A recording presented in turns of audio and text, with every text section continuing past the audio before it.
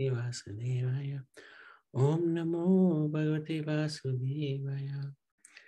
So, Hare Krishna, dear devotees, thank you very much for joining us today. We'd like to continue with Srimad Bhagavatam 10th Canto, chapters 22, hopefully, and 23, and seek your good wishes and your blessings so that we can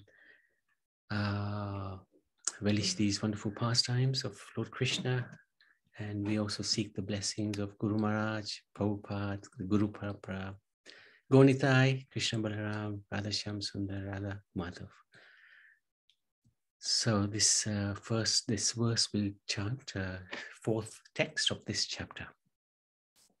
Katyayani Mahamaye Mahayogini Dishwari Nanda Gopasutam Devi Pate Me Kurute Namaha Iti Mantam Japantyasta Pujam Chakru Kumarikaha. Each of the young unmarried girls performed her worship while chanting the following mantra. O Goddess Katyayani, O great potency of the Lord, O possessor of the great mystic power and mighty controller of all, please make the son of Nand Maharaj my husband. I offer my obeisances unto you. These are the gopis who are praying to the demigod Katyayani. Normally we don't pray to demigods, but if we pray to them to obtain Krishna, that's completely acceptable. Okay, so this is chapter is called Krishna Steals the Garments of the Unmarried Gopis. It's a really incredible pastime where Krishna's really having some incredible leelas going on. How the marriageable daughters of the cowherd men worship Katyayani to get Lord Krishna as their husband, and how Krishna stole the garments of young gopis and gave them benedictions. This is what the chapter describes. Very controversial chapter. During the month of Margasirsa, and Margasirsa is also a month which Krishna says, I am Margasirsa, November, December. Every day, early in the morning, the young daughters of the cowherd men and women would take one another's hands and singing Krishna's transcendental pastimes, go to the Yamuna to bathe. So why is this month so special? Because the gopis fasted on this month. That's the real reason why it's special. Krishna really appreciated the sacrifice the gopis made. We've talked about this Katyayani fast before. Very austere, very, very austere fast. It's done to obtain Krishna. Desiring to obtain Krishna as their husband, they would then worship the goddess Katyayani with incense, flowers, other items. For an entire month, the girls carried out their vow, eating only unspiced khichdi and properly worshipping the goddess Bhadrakali, fully observing their minds in Krishna and meditating upon the following thought. And that's the verse that we just did. May the son of King Nand become my husband. So this, the unmarried girls used to pray with great devotion, of course, this Katyayani addressing, O supreme eternal energy of the personality of Godhead, O goddess. So they knew who she was, the energy of the Lord and goddess. Please be kind to us and arrange for our marriage with the son of Nanda Maharaj. So one day, Krishna, of course, fulfills the desires. One day, the young gopis left their garments on the shore as usual and began playing in the water while chanting Krishna's activities, wanting to award the gopis the perfection of their endeavor. Suddenly, Krishna himself came there with his friends, took away all the garments and climbed a nearby Kadamba tree. Then, as he laughed loudly, and his companions also laughed, he addressed the girls jokingly. So this is the mood of Krishna. He's always in this happy-go-lucky, wanting to enjoy and making his devotees also enjoy mood as his eternal mood. Krishna, along with his friends, appeared on the scene when the gopis were bathing, Krishna could understand the desires of the gopis. Appearing on the scene, Krishna immediately collected all the garments, climbed up in a nearby tree and told the gopis to come and get their clothes. So he would joke with the gopis, wanting to tease them. Krishna said, I understand how fatigued you gopis are from your austerities. Remember, they've been fasting, and it was a really tough fast, this one. So please come onto the shore and take back your clothes. Seeing how Krishna was joking with them, the gopis became fully immersed in love for him. And as they glanced at each other, they began to laugh and joke among themselves, even in their embarrassment. But still, they did not come out of the water. As Sri Govind spoke to the gopis in this way, his joking words completely captivated their minds. Submerged up to their necks in cold water, they began to shiver. And we'll see later how it's not explicitly mentioned in the Bhagavatam, but when the Gopas are kidnapped by Lord Brahma, in that year, all the gopis get married to the Gopas. And of course, the Gopas are all expansions of Krishna. So he fulfills their desires. The gopis then pretend to become angry and said, Dear Krishna, don't, oh yeah, he says. Dear Krishna, don't be unfair. We know that you are the respectable son of Nand, that you are honored by everyone in Braj. You are also very dear to us. Please give us back our clothes. We are shivering in the cold water. They also threatened that if Krishna did not give them back their garments, they would inform King comes of all that has happened. But if he did give the clothes back, they would willingly carry out his orders in the mood of humble servants. Krishna replied, yeah, he's got no fear of King comes. And that if the girls really intended to follow his command and be his maidservant, they should immediately come onto the shore and take their respective garments. Otherwise, Krishna said he would not give the clothes back to the gopis. He also threatened them that, you shouldn't be bathing naked in the Yamuna anyway. That's pretty offensive. I'll go and tell your parents what you've been up to. He was shameless. The girls, trembling from the cold, climbed out of the water with their two hands covering their private parts. Krishna, who felt great affection for them and pleased by their pure loving affection, again spoke. Because while executing a vow, you bathed in the water naked, you have committed an offense against the Devatas. And to counteract it, you should offer obeisances with joined palms above your heads. Then your vow of austerity will achieve its full results.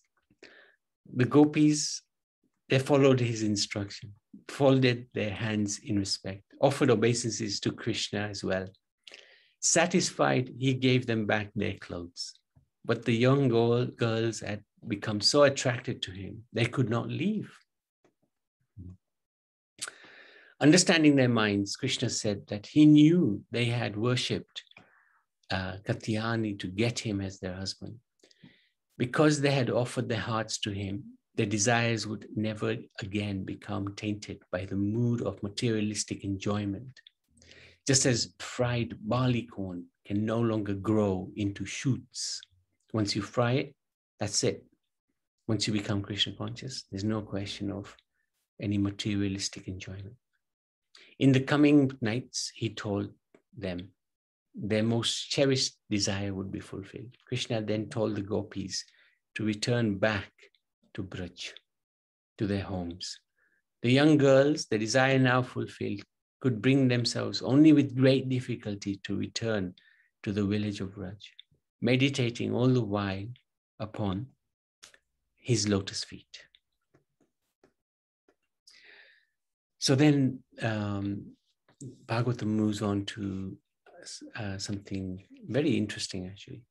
Some time later, Sri Krishna and his cowherd friends Stoka Krishna, Amshu, Sridham, Shubhal, Arjun, Vishal, Rishabha, Ojasvi, Devaprastha, and Varuthapa went off to a distant place to graze the cows. When the boys felt disturbed by the great heat of summer, they took shelter at the base of a tree that stood just like an umbrella. The Lord then said that the life of a tree is most excellent. For even while feeling pain, a tree continues to protect others from heat, rain, snow, and so on. With its leaves, flowers, fruits, shade, roots, bark, wood fragrance, sap, ashes, pulp, and sprouts, a tree fulfills the desires of everyone. This kind of life is ideal. Indeed, said Krishna, the perfection of life is to act with one's vital energy, wealth, intelligence, and words for the benefit of all. It is a duty of every living being to perform welfare activities for the benefit of others with his life, wealth, intelligence, and words. This is really, really powerful stuff, I have to say, because Krishna's giving the example of a humble tree. A tree has been somebody who's in their past life probably been quite sinful. If they've come from the human stage, to become a tree means you've done some not so good things. So the fact that Krishna's complimenting the tree is very significant. And the point about the tree is every part of that tree, just like every bit about the Gomata is very dear. So every part of the tree is also very, very dear. So this is important for us to understand how the tree gives itself. Krishna is advising also how we should give ourselves. You know, if we're miserly and we keep our energy, our wealth, our intelligence, and our words just for our own benefit, that's not going to do anybody, including ourselves, any good. So we have to try to extend ourselves.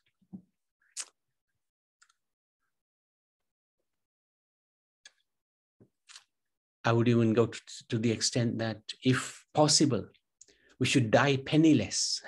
Every single penny in our possession should be given in service for somebody else, for something else, for some Krishna conscious activity. Then our lives will be successful. What is the use of the wealth that we possess if we're dead? Why not use it while we can for the service of the Lord, the devotees, the welfare of all? Very, very powerful stuff.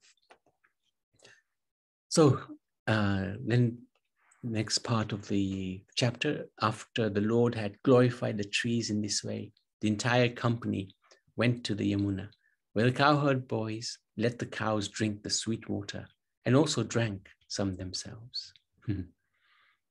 This is a phenomenal painting. I don't know who drew it, but my goodness, it's extraordinary. While passing through the forest of Vrindavan on the banks of the Yamuna, Krishna sat down at a beautiful spot, allowed the cows to drink the cold and transparent water of the Yamuna.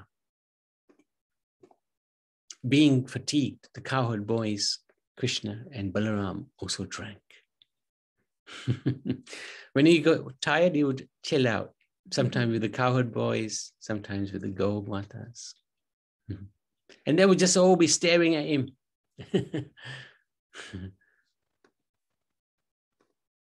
Then, O king, the cowherd boys began herding the animals in a leisurely way within a small forest along the Yamuna.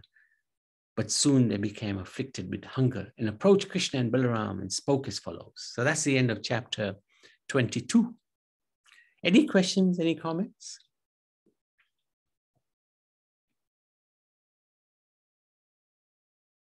Very sweet chapter, this one. Really, really sweet chapter. Shows Krishna's intimate pastimes with the gopis. You know, that photograph, just last one. Beautiful. It's beautiful, and you can see some of the cows close their eyes and they seem they're in trance. That's right. Close. Just makes you feel, my God, there must be enjoying the company of Lord Krishna. Hare Krishna. I just have noticed, Prabhuji, the cow's face, they look like Krishna's. The eyes, yeah, lotus eyes. Eyes and the lotus eye and very triangular face, they look like Krishna. Okay. Yeah, sometimes, the pets look like the owners. Or Owner, the yes. owners look like the pets. Hope he's not a monkey. Yeah, very nice. Good observations. Okay. Oh, it's chapter 23.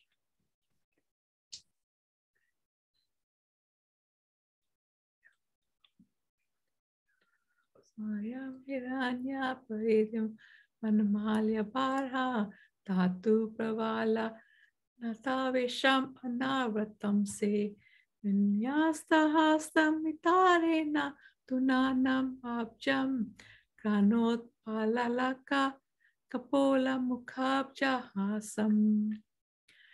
His complexion was dark blue and his garment golden, wearing a peacock feather, colored minerals, sprigs of flower buds, and a garland of forest flowers and leaves. He was dressed just like a dramatic dancer. He rested one hand upon the shoulder of a friend, with the other twirled a lotus. Lilies graced his ears, his hair hung down over his cheeks, and his lotus-like face was smiling. Another verse. I think yesterday we spoke a verse which was similar verse. Let me just see if I can find it actually. Krishna. Oh no, so it was chapter 20. Wearing a peacock feather, ornament upon his head, blue karnikar, flowers on his ears, a yellow garment as brilliant as gold, and the Vaijayanti garland. Lord Krishna exhibited his transcendental form as the greatest of dancers as he entered the forest of Vrindavan, beautifying it with the marks of his lotus feet.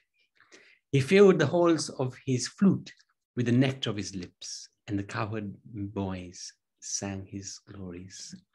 So this is a similar sort of verse, except it doesn't have the flute mentioned in it. But what it does have, which is exquisite, is this point here. His complexion was dark blue, shamam. And this is quite a rare verse to find where his color is described. In the Brahma Samhita is there. One of the verses, I can't remember which one is, Venam Kwananta, I think. But also in the Bhagavatam, it's described his color. So it's very, very nice bhajan. A nice verse. A good one to remember when somebody's asking us to describe Krishna.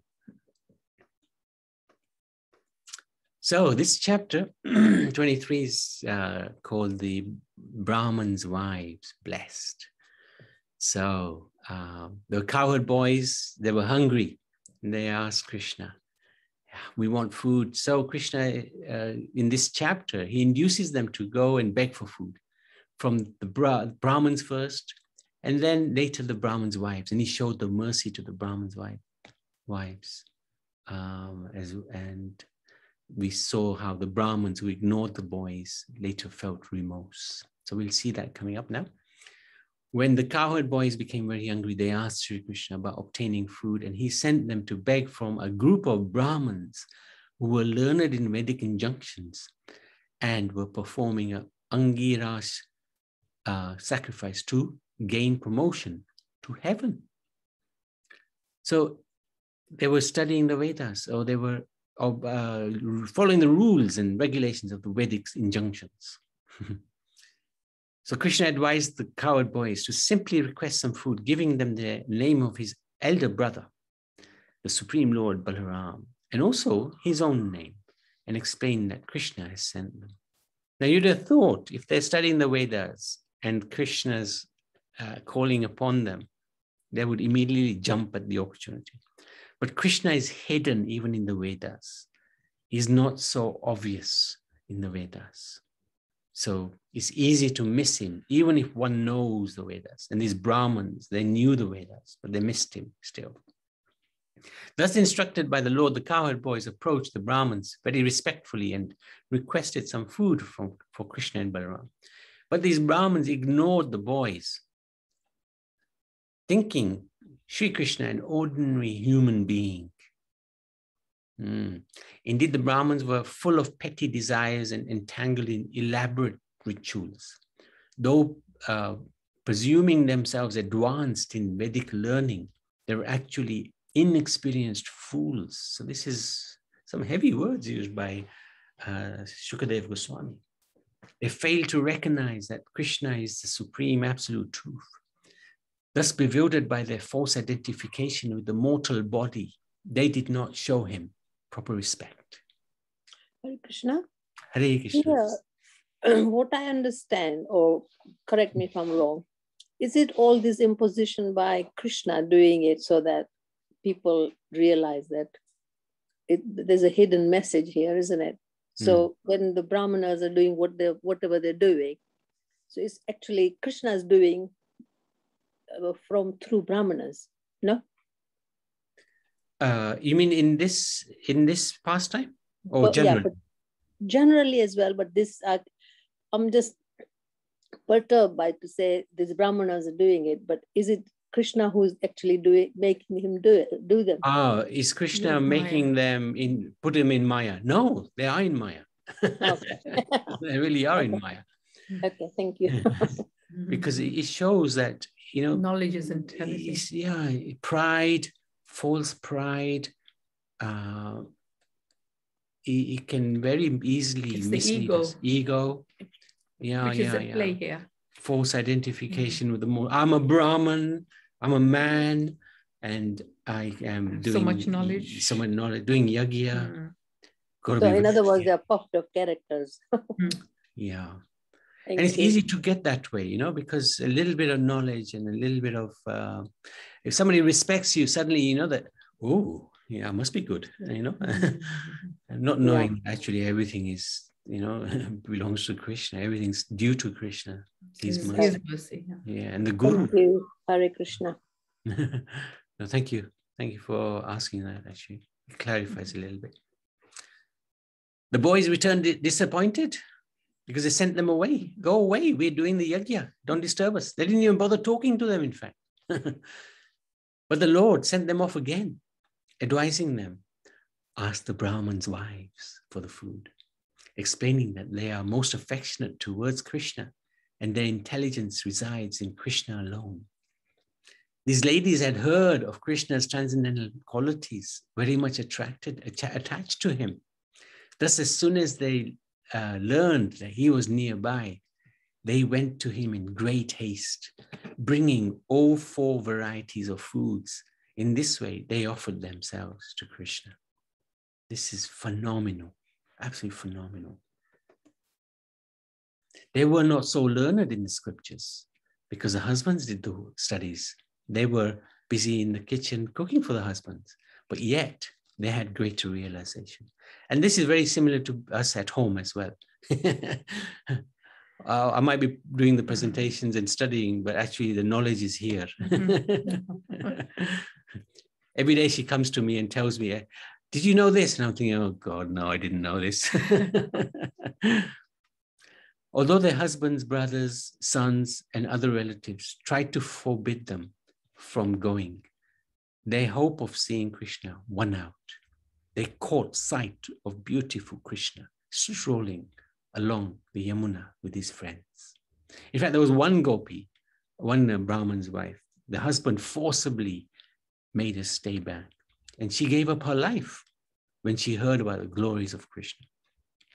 So this is that same verse that we already done. His complexion was dark blue, his garments golden, wearing a peacock feather, colored minerals, sprigs of flower buds, garland of forest flowers and leaves. See, this is even humble to wear garland of forest flowers. Yeah, he's using everything that's naturally obtained. He was dressed just like a dramatic actor. Rested one hand upon the shoulder of a friend. With the other, twirled a lotus Lilies graced his ears. His hair hung down over his cheeks. His lotus-like face was smiling. So this is a really phenomenal description. So this is basically the same, what we've already spoken.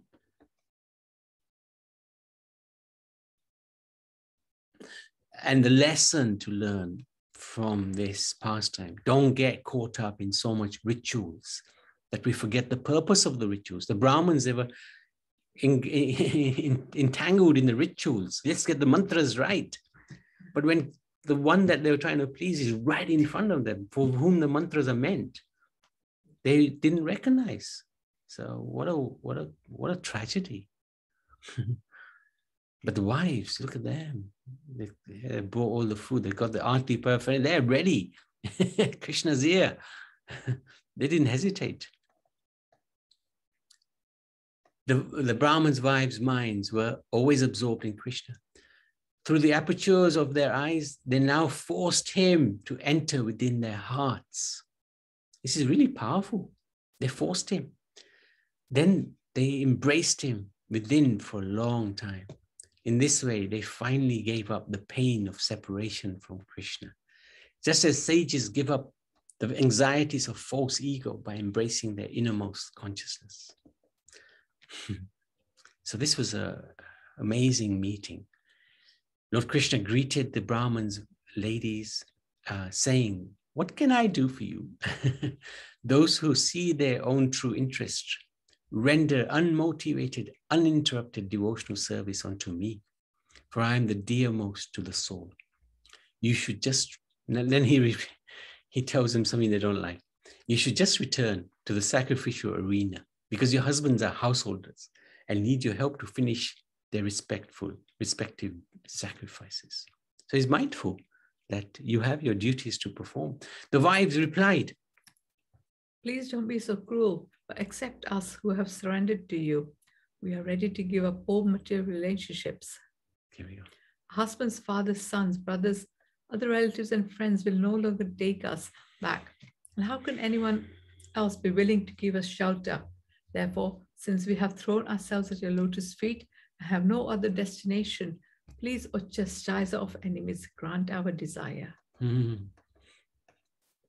Krishna replied, "Rest assured, your husbands will not be inimical towards you, as I will personally advise them of the situation. Indeed, even the demigods will express their approval. For you to remain in my bodily association would certainly not please people in this world, nor would it be the best way for you to increase your love for me. Rather, you should fix your mind on me. Very soon you will achieve me. It is by hearing about me, seeing my deity form, meditating upon me, chanting my names and glories that love for me develops, not by physical proximity." This is really incredible. Please, therefore, go back to your homes. And that's why Yashoda Mai left Krishna and went to serve him by attending the milk. Krishna was right in with her, in her arms. But the physical proximity is not how one gets close to the Lord. Yeah, serves him. We serve him through our mind, through intelligence, by hearing about him, meditating upon it, glorifying him. People think, oh, I must see God. Well, by seeing God, what are you going to achieve? You won't even recognize him. Do you think you're qualified? Qualification is through hearing about him. So very interesting. We see this again and again. Kapil Dev, Kadam Muni, he left Kapil Dev. Kapil Dev was incarnation of God. He was his son, but he left home, took sannyas. So this is quite extraordinary. So when it comes to doing seva, Prabhupada left Vrindavan, the heart of, the hub of the spiritual world, Radha Damodar temple, to come to the West, the most obnoxious place in the world, New York. Why? To serve him. So service is more important than proximity. Even to the guru will say, get out. I remember one time he was in hospital. He had a cataract operation. I went to see him in St. George's in Tooting. And he said to me, what are you doing here? I come to see you, man. Why? You got seva to do. Go and get some advertisements for the magazine that you're doing. And funny enough, that particular day, I did what he said. I went to some shops and we got something like £500 worth of advertisements. This is 30 years ago, which £500 was worth a lot of money at that time. So this is it, service is very, very important. Very important. So then the Brahmin's wife, the ladies went back home. When they went there, the Brahmin's husbands did not find any fault with their wives.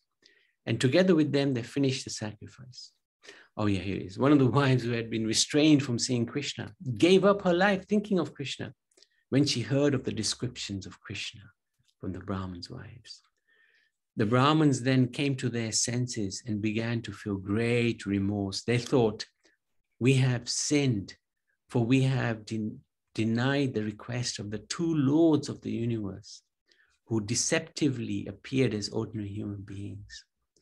Taking note of their wives' pure transcendental devotion for Lord Krishna and seeing their own lack of devotion, the Brahmins felt most sorrowful and began to condemn themselves. Yes, Naniman?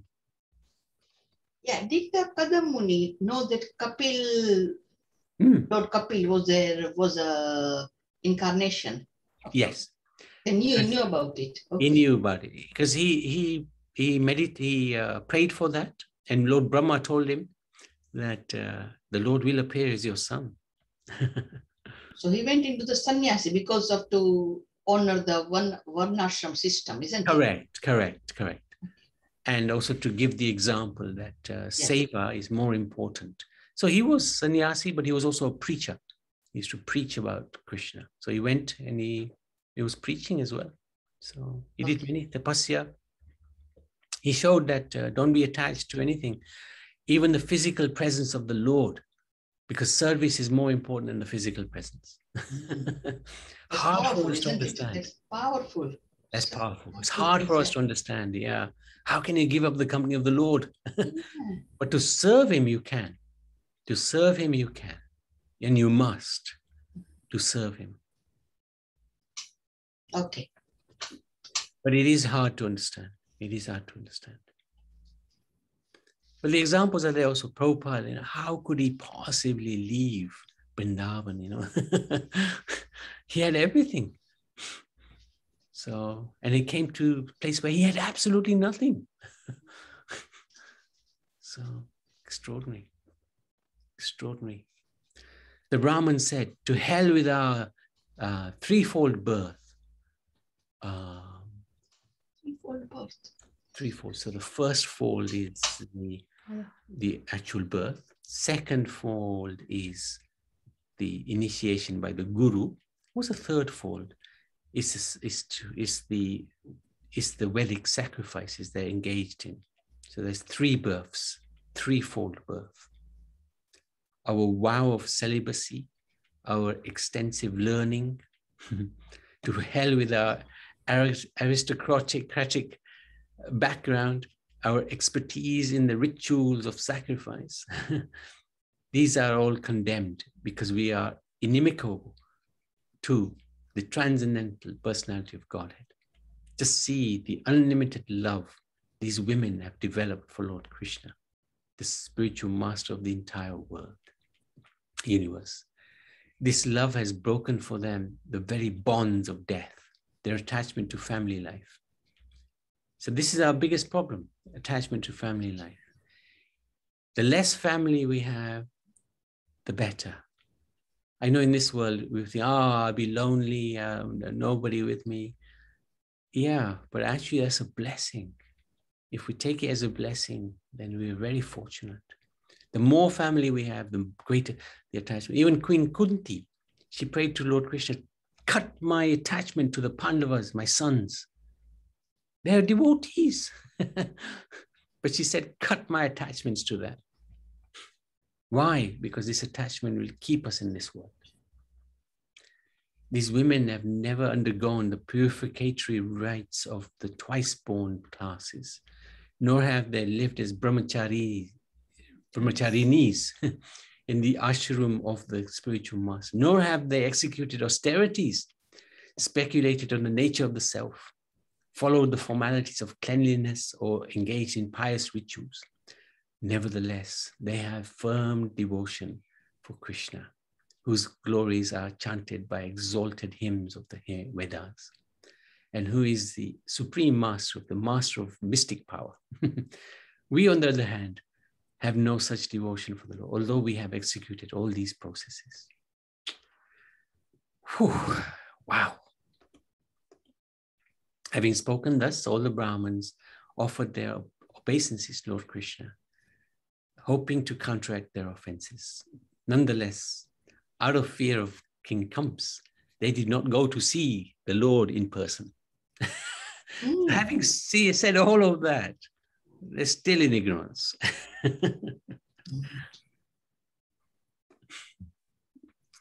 Extraordinary, really extraordinary. Okay, so we've gone through all of that.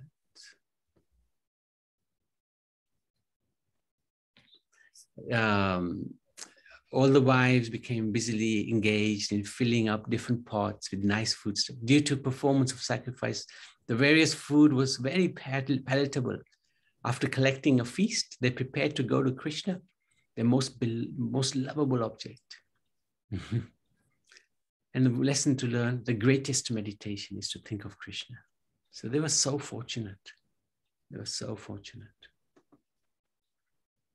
And here they are feeding them as well. And Krishna and Balaram enjoying the foods. This is the perfection of life, enjoying the food that the Brahmins' wives cooked for them. So this is the end of chapter 23. Extraordinary chapter. These two chapters are really extraordinary. So any questions, any comments? Yeah, when I was reading the chapter 22, when the Krishna asked the gopis to come out of the water, they specifically mentioned that this is all very spiritual. There's nothing material in that, no desires, nothing. And because the gopis wanted to surrender to Krishna, they agreed to do whatever he was telling them to do. But it's all spiritual. And with our material minds, we tend to think that how is that possible? But it is because we are sort of not spiritually minded, like gopis, isn't it? Yeah, you're absolutely right. Because this pastimes can be very easily misunderstood. So you're absolutely right. And that's why it's recommended, don't read the 10th canto until you've read the number 1 to 9. So you understand who is Krishna in the first place. Anything he does is not material, it's spiritual. And he does things, even it may not look good. He doesn't care. His only concern is, I want to please my devotees. Even this looks bad in common society, doesn't matter. He let go of his own reputation to please the Supreme Lord, to Supreme devotees. Sorry? She looks part of that. And Naniben, the way we've done this, you look part of the Brahman's wives here, you know. You're in that circle. We've put you in the middle of the three. Just about Krishna and Balaram. Yeah.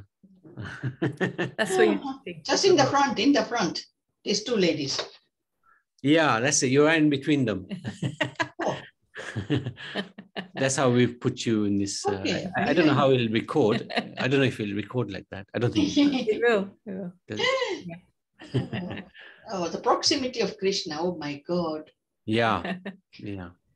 And the thing is, they're serving him. You know, he's eating what they have brought. That is the perfection of life, you know.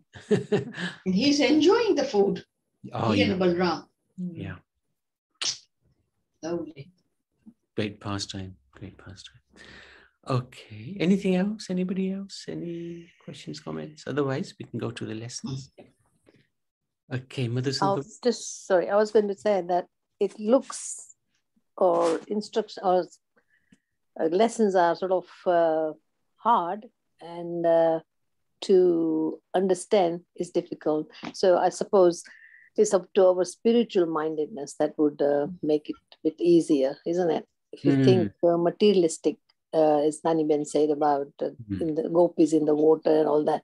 So is the mind over matter, isn't it? They have to be spiritually minded. Yeah, for sure. Hare Krishna. And these pastimes also help us.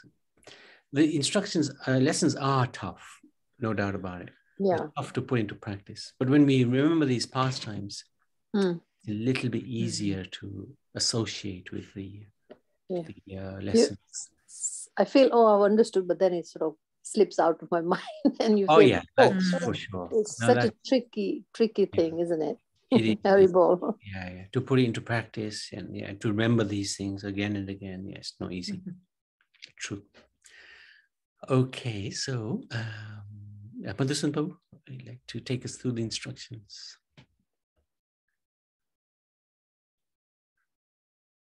Haribol.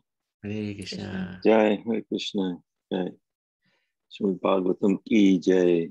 Som Namo Bhagavate Vasudevaya. Prabhupada ki jai. Guru Maharaj ki jai. Yeah, you've done a wonderful job, with these chapters and going through these pastimes, which are quite difficult to sometimes understand, but then it is through simplicity. We have to be simple like the Brahman's wives, They make it too complicated, trying to be jnanis or this or that. Try to learn verses to impress. Who are you going to impress anyway? It's only Krishna, so we have to be, in that. So the chapter, did we do this yesterday or? No, you didn't. You can do those, yeah. Yeah, chapter 22. So verse 31, 31, 32, actually, Lord Krishna himself is saying, the old stoker Krishna and Amsu, Sridhama, Subala, and Arjuna, O Rishabha, O Jasavi, Devasprastha, and Varutappa. Just see these greatly fortunate trees. So you were talking about these trees, how trees actually have, whose lives are completely dedicated to the benefit of others. So everything about a tree that, is useful. They give oxygen to us. They stand tall and tolerate the wind, rain, heat, and snow, and protect us from all these different elements. They're so beautiful to see, whenever I'm driving around or walking the countryside, the trees. Without the trees, everything would look so barren and dull and just grass. So, and each tree sometimes, you start to recognize they have got their own characteristics as well, the branches and the trunks and the trees, and some are very, very old oak trees. And so, I somehow just admire trees, when I'm out in the countryside, that there's something about, they said, stand tall as well. But like you said, they've done a lot of for whatever reason, some of them are there for thousands of years, some of these trees. But Srila Prabhupada said that the Lord indicates that even trees who are dedicated to the welfare of others are superior to the Brahmins who are not. So we've seen in the next chapter how the Brahmins were so educated doing tapasya, sacrifice yagyas and all that. And then, and certainly this is reflected why Krishna is already talking about trees compared to Brahmins. So Prabhupada is also trying to say that, the members of the Krishna conscious movement should soberly study this point about, like you emphasize as well, that, we have to work in the welfare of others and serve others, and just like the trees. So even Lord Chaitanya says, to be, what does he say? Taropisu is an amani namana, then a kirtanyasdari. That was where you have to tolerate, like a blade of grass, be humble, and as tolerant as a tree. So chapter 23 then, we are being instructed in these pastimes with the cowherd boys, the Brahmins and their wives, how Krishna actually exposed the Brahmins' foolish arrogance and established the glories of his own transcendental beauty by attracting their very wives to surrender at his lotus feet. So the Brahmins themselves are reflecting on their lack of Krishna consciousness and that you're unable to touch the Lord's lotus feet and see him face to face. So they still remained a little bit afraid of Kans, that they might put Krishna into danger or something like that. So they still couldn't see him face to face, but their wives were very fortunate, like we've seen. But then, we've seen it also, like one of the wives was not allowed to go to see Krishna and forcibly stayed behind. So that's what happens sometimes. We turn to Krishna consciousness. We've all experienced that, as soon as you turn towards Krishna and you try to say, oh, I think I want to go on to this path of bhakti. And we first start to take steps to say, oh, I'm going to start, first thing is I'm going to stop all this nonsense about no gambling, no, meat eating.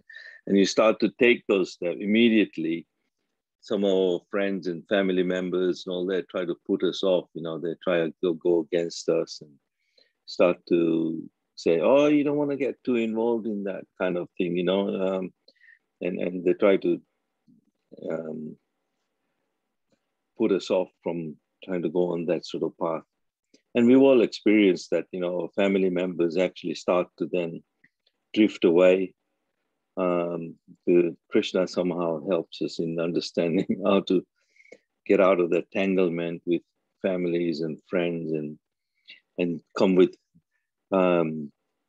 genuine friends, who are probably more on the path of bhakti. So get that association. So, okay, Haribol.